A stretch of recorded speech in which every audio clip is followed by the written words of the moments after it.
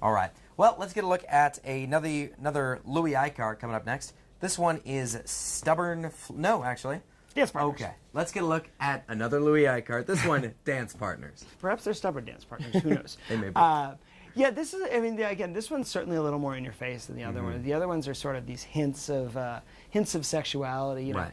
But this one's a little more all on. Like this couple is, you know, it's actually the male figure in the foreground is actually almost seems Roman in its in the way it's put together, in the musculature and in the pose as well, because it's a very awkward pose that you wouldn't necessarily see someone do. So you wonder if that was sort of the direction he was heading. Right. But again, if you look at her, she is the sort of crazy, elegant, outrageous figure. I mean, she's got this gigantic dress by one hand that she's almost clearly torn off, and sort of being scoped out by this this almost overly muscular man.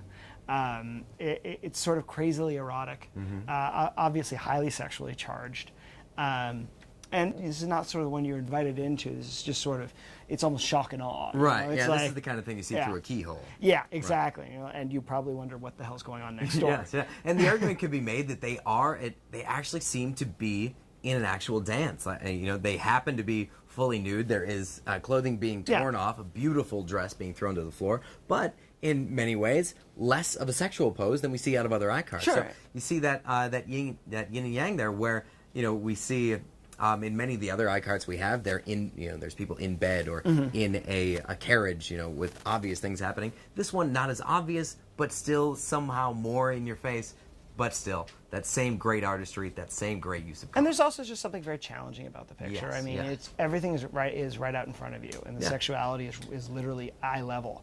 And you just, and that's the thing. You have to remember who this guy is, and that's really important. Is that I think this is somebody who really thought war was dirty, and that probably people had a lot of gall to think that sexual indiscretions or sex in general was something you should avoid or be ashamed of. Right. And I think you see that throughout this, and I think particularly here it's a wonderful one of it's confrontational.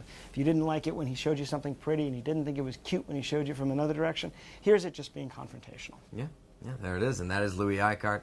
A lot of the great things that we love to see.